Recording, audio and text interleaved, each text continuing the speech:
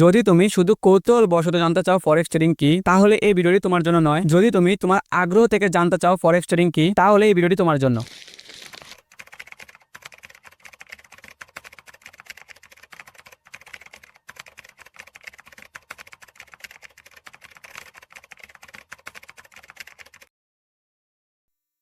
এই ভিডিওতে ফরেক্স ট্রেডিং কি তা নিয়ে একটু বেসিকলিভাবে আলোচনা করার চেষ্টা করা হয়েছে। So let's get to the main topic.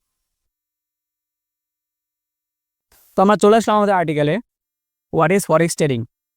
Forex trading কি, তো আমি আর্টিকেলে রিড করা শুরু করলাম। আমি আশা করি তুমি মনোযোগ সহকারে বোঝার চেষ্টা করবে। What is forex trading, forex trading কি। ফরেক্স ট্রেডিং কি তা জানার আগে first we will learn what forex is and then we will understand what trading is. Okay, what forex is. Forex হলো সংক্ষিপ্ত রূপ, এর ফুল ফর্ম হলো ফরেন এক্সচেঞ্জ। আমরা যে বলি ফরেক্স ট্রেডিং, আমরা ট্রেডিংটা একটু সাইডে রাখি, তাহলে কি আসলো ফরেক্স। তো আমরা যে ফরেক্স বলি এটা একটি সংক্ষিপ্ত রূপ, এর ফুল ফর্ম হলো ফরেন এক্সচেঞ্জ। অনেক মানুষ এফএক্স বলে, তুমি এখানে বলতে পারো তারা ফরেক্সকে সংক্ষিপ্তে এফএক্স বলে। এখন তুমি এফএক্স বলো কিংবা ফরেক্স বলো, এর ফুল ফর্ম হচ্ছে foreign exchange. Definition, foreign exchange হলো এক ধরনের গ্লোবাল মার্কেট যেখানে বিভিন্ন দেশের মুদ্রা, যাকে আমরা ইংরেজি ভাষায় কারেন্সি বলি, একে অপরের সাথে লেনদেন করা হয়। উদাহরণস্বরূপ ডলারকে টাকায় রূপান্তর করা হয় এবং টাকাকে ডলারে রূপান্তর করা হয়। যদি আমরা একটু সংক্ষিপ্ত আলোচনা করি, তাহলে ফরেন এক্সচেঞ্জ, যাকে আমরা ফরেক্স বলি, তো এটি হলো একটি গ্লোবাল মার্কেট যেখানে মূলত বিভিন্ন দেশের মুদ্রাকে একে অপরের সাথে লেনদেন করা হয়। তো মনে করো আমার কাছে বিডিটি মানে বাংলাদেশ টাকা রয়েছে এবং আমার লাগবে ইউএস ডলার, তাহলে আমি সেই মার্কেটে বিডিটিকে বিনিময় করে ইউএস ডলারকে প্রাপ্তি করতে পারবো, যাকে ফরেক্স মার্কেটে বলে টাকাকে বিক্রি করে ইউএসডিকে ক্রয় করা। মানে কি, তুমি মার্কেটে তোমার বিডিটি মানে কি বাংলাদেশ টাকাকে বিক্রি করলে এবং তার বিনিময়ে তুমি ইউএসডি ডলারকে ক্রয় করলে। তার মানে কি, ফরেন এক্সচেঞ্জ একটি গ্লোবাল মার্কেট যেখানে মূলত কারেন্সি বিনিময় করা হয়। একটি কারেন্সির বিনিময়ে অপর কারেন্সিকে প্রাপ্তি ঘটে এবং অপর কারেন্সির বিনিময়ে অপর কারেন্সি প্রাপ্তি ঘটে মার্কেটে। তো এখন আমরা জানলাম ফরেক্স কি। তারপর হোয়াট ইজ ট্রেডিং। ট্রেডিং শব্দের অর্থ হলো বাণিজ্য। আমি তোমাদেরকে বলতে চাই, এখানে আমি বাণিজ্যের সংজ্ঞা খুবই সিম্পলভাবে দেওয়ার চেষ্টা করেছি। যারা অ্যাকাউন্টিং বিষয়ে লার্নিং করছো তারা হয়তো মন্তব্য করতে পারো বাণিজ্যের সংজ্ঞা তো আরও অনেক বিস্তৃত। তা আমি তোমাদেরকে বলতে চাই, আমি শুধু এখানে বোঝানোর স্বার্থে শর্ট ফর্মে বাণিজ্যের সংজ্ঞা দিয়েছি। সো আমরা আমাদের মূল টপিকে চলে আসি। What is trading. ট্রেডিং শব্দের অর্থ হলো বাণিজ্য। আমরা জাস্ট ট্রেডিংয়ের বাংলাটা কেন বললাম, কারণ অনেক মানুষ মনে করে ট্রেডিংটা হয়তো অনেক বড় কিছু।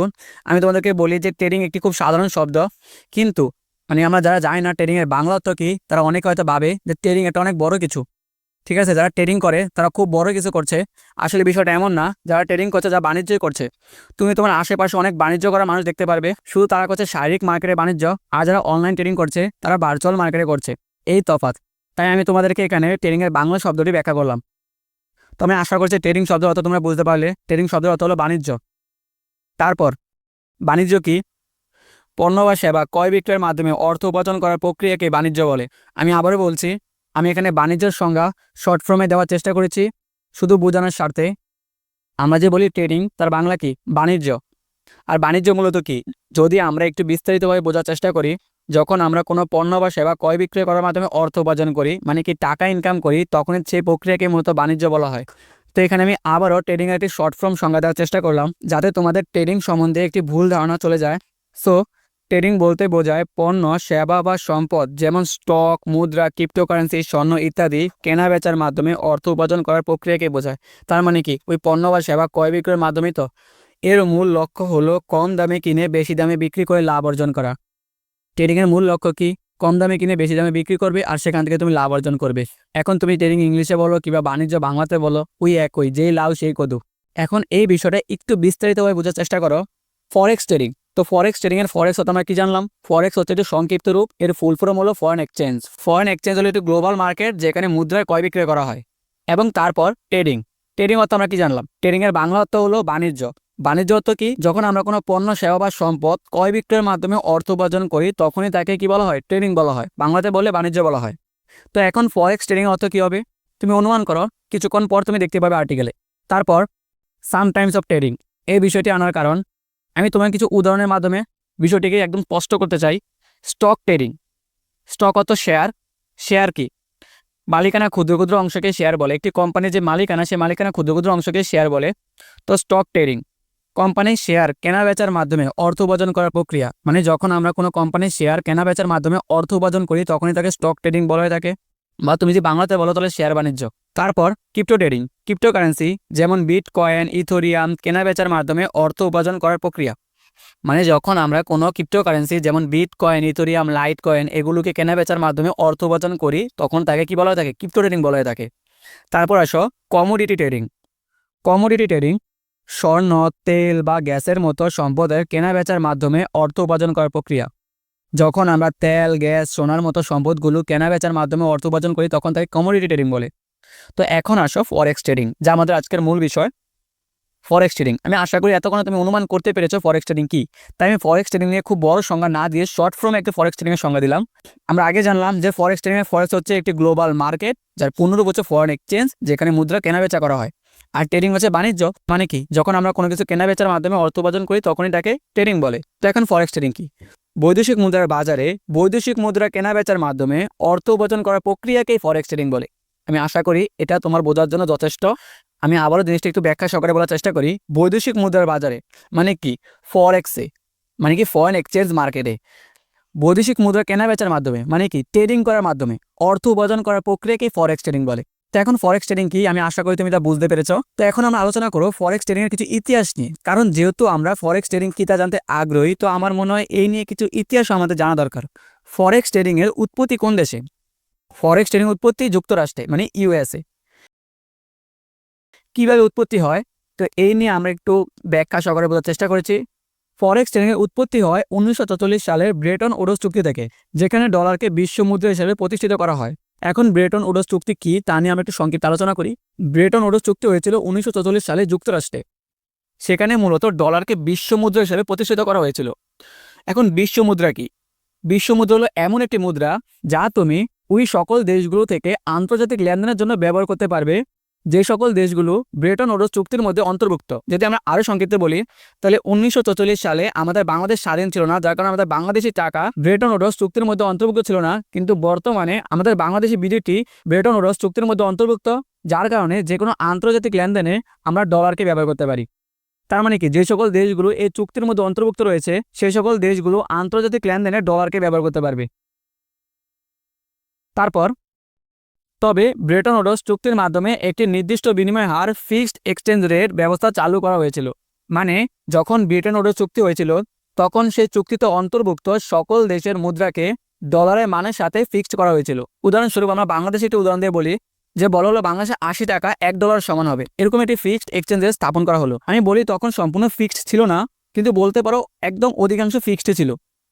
তারপর এতে মুদ্রার মান ডলারের সাথে এবং ডলারের মান সোনার সাথে যুক্ত ছিল। মানে প্রতিটি দেশের মুদ্রার মান নির্ধারণ করা হলো ডলারের সাথে এবং ডলারের মান নির্ধারণ করা হলো সোনার সাথে। তারপর অর্থাৎ এই সময়ে মুদ্রার মান পূর্ব নির্ধারিত ছিল এবং মুদ্রার মানের পরিবর্তন খুবই সীমিত ছিল। মানে পরিবর্তন হতো না এমন না, কিন্তু খুবই সীমিত পরিমাণ পরিবর্তন হতো মুদ্রার মানের। তাই এই সময়ে ফরেক্স বাজার পুরোপুরি মুক্ত বা স্বাধীন ছিল না, বা আমরা বলতে পারি ফরেক্স মার্কেটের যে ধারা মুদ্রার পূর্ব নির্ধারিত মূল্যের কারণে বাজার সম্পূর্ণরূপে সেই ধারায় আসতে পারছিল না। মানে আমি তোমাদেরকে বলি আমাদের ফরেক্স মার্কেটের ধারা কি? ফরেক্স মার্কেটের ধারাই হলো যে ট্রেডার্সরা থাকবে তারা মুদ্রার বিনিময় হারের মাধ্যমেই অর্থ উপার্জন করবে এবং লস করবে। কিন্তু যেহেতু তখন মুদ্রার মান খুবই কম পরিবর্তন হতো তাই এই ফরেক্স মার্কেট তার যে বর্তমান ধারা সে ধারা আসতে পারছিল না। তারপর 1971 সালে মার্কিন যুক্তরাষ্ট্র গোল্ড স্ট্যান্ডার্ড বাতিল করে এবং ফ্লোটিং এক্সচেঞ্জ রেট পদ্ধতি চালু করে। তো আমরা আবারও সংক্ষিপ্ত আলোচনা করি। মানে যখন 1944 সালে ব্রেটন উডস চুক্তির মাধ্যমে চুক্তিতে অন্তর্ভুক্ত সকল দেশের মুদ্রার মানকে ডলারের সাথে নির্ধারণ করা হয় এবং ডলারকে সোনার সাথে নির্ধারণ করা হয়, তো এই যে ধারাটাই এই ধারাটাকে 1971 সালে এসে যুক্তরাষ্ট্র বাতিল করে দিল, যাকে গোল্ড স্ট্যান্ডার্ড বলা হতো। এবং তার পরিবর্তে যুক্তরাষ্ট্র নতুন ধারা চালু করলো যাকে বললো ফ্লোটিং এক্সচেঞ্জ রেট পদ্ধতি, মানে কি ভাসমান এক্সচেঞ্জ রেট, যার মাধ্যমে মুদ্রার মান নির্ধারণের দায়িত্ব বাজারের চাহিদা ও যোগানোর উপর ছেড়ে দেয়। এর মানে হলো যখন গোল্ড স্ট্যান্ডার্ড পদ্ধতি ছিল তখন মুদ্রার মান বলতে পারো অধিকাংশই পূর্ব নির্ধারিত ছিল, আর তা ছিল ডলারের সাথে পূর্ব নির্ধারিত করা, এবং ডলার ছিল সোনার সাথে পূর্ব নির্ধারিত করা। তো এখন তারা কি করলো এই মুদ্রার মানকে নির্ধারণের দায়িত্ব দিল বাজারের চাহিদা এবং যোগানোর উপর। মানে প্রতিটি দেশের বাজারের চাহিদা তার যোগান তার প্রতিটি দেশের অর্থনৈতিক অবস্থার উপর ভিত্তি করে তার মুদ্রার মান নির্ধারণ হবে। তারপর এর ফলে মুদ্রার মান বাজারে ওঠানামার উপর নির্ভর করতে শুরু করে। মানে মুদ্রার মান সবসময় ফ্লোটিং অবস্থায় থাকা শুরু করে এবং ফরেক্স মার্কেট সম্পূর্ণরূপে তার ধারা আসতে পারে। একটু সংক্ষিপ্ত আলোচনা করি। যখন ফ্লোটিং এক্সচেঞ্জ রেট পদ্ধতি চালু করা হলো, তখন মুদ্রার মান নির্ধারণের দায়িত্ব ছেড়ে দেয় বাজারের উপর। মানে কি, একটি দেশের বাজার অবস্থা যেরকম হবে, তার অর্থনৈতিক অবস্থা যেরকম হবে, তার উপর ভিত্তি করে তার দেশের মুদ্রার মান নির্ধারণ করা হবে। এখন যেহেতু সবসময় একটি দেশের অর্থনৈতিক অবস্থা, দেশের বাজার অবস্থা এক থাকে না, কোনো সময় হায়ার হয়, কোনো সময় লোয়ার হয়, মুদ্রার মানও কোনো সময় হায়ার হয়, কোনো সময় লোয়ার হতে শুরু করে। মানে মুদ্রার মান সবসময় ওঠানামা করতে থাকে, কোনো সময় এক জায়গায় স্থির থাকে না। আর এর মাধ্যমে ফরেক্স মার্কেট তার সম্পূর্ণ ধারা আসতে পারে। মানে আমরা যে বর্তমান দেখি ফরেক্স মার্কেট দ্বারা প্রতিটি মুদ্রার মান সবসময় পরিবর্তিত থাকবে এবং ট্রেডার্সরা সেই পরিবর্তন থেকে তাদের লাভ কিংবা লস করবে। তো এই ধারায় ফরেক্স মার্কেট আসতে পারে 1971 সালে। তারপর কিন্তু 1971 সালে ফরেক্স বাজার পেশাদার ব্যবসায়ী এবং বড় প্রতিষ্ঠানের জন্য সীমাবদ্ধ ছিল। মানে 1971 সালে বড় বড় ব্যবসায়ী, বড় বড় প্রতিষ্ঠানের জন্য ফরেক্স ট্রেডিং সীমাবদ্ধ ছিল।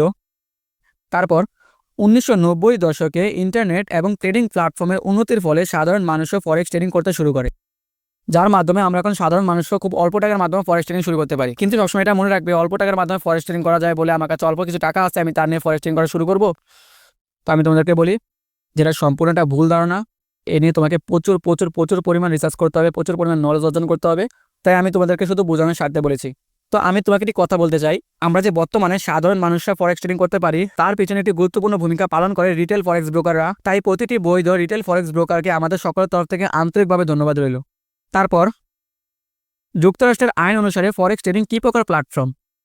যুক্তরাজ্যের আইন অনুযায়ী ফরেক্স ট্রেডিং একটি আনুমানিক বিনিয়োগ প্ল্যাটফর্ম হিসেবে বিবেচনা করা হয়, যাকে আমরা ইংলিশ ভাষায় স্পেকুলেটিভ বলি।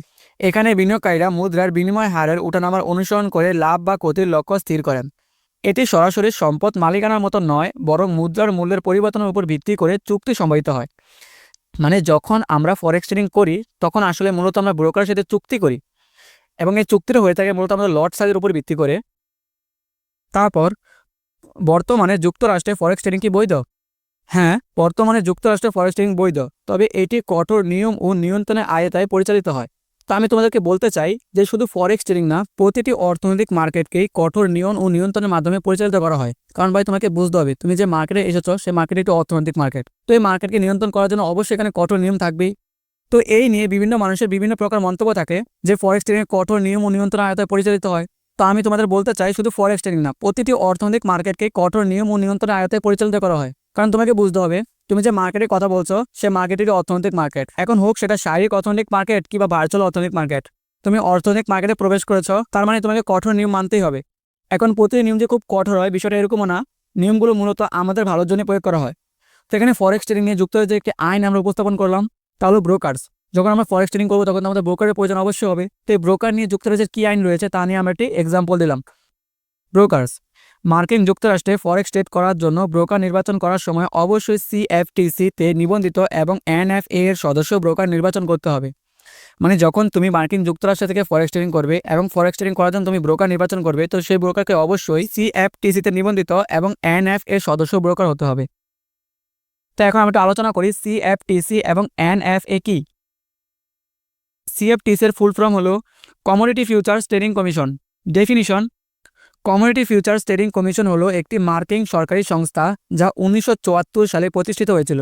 এর মূল দায়িত্ব হলো ফিউচার্স, অপশনস এবং ডেরিভেটিভস মার্কেটের সঠিক ও স্বচ্ছতা বজায় রাখা এবং প্রতারণা, হেরফের এবং অন্য কোনো অবৈধ কার্যক্রম প্রতিরোধ করা। সেকেন্ড, NF এর full form national future association. Definition: national future association হলো একটি বেসরকারি সংগঠন যা যুক্তরাষ্ট্রের ফিউচার্স, ফরেক্স এবং অন্যান্য ডেরিভেটিভস মার্কেটের ব্যবসায়ীদের নিয়ন্ত্রণ করে। মানে এখানে তুমি বলতে পারো যে ব্যবসায়ীদের উপর বিভিন্ন আইন প্রয়োগ করে যাতে ব্যবসায়ীরা বৈধ পথে থাকে। এটি 1982 সালে প্রতিষ্ঠিত হয় এবং মূলত মার্কিন ফিউচার ও ফরেক্স ব্রোকারদের পেশাদার এবং নৈতিক আচরণ বজায় রাখার জন্য কাজ করে।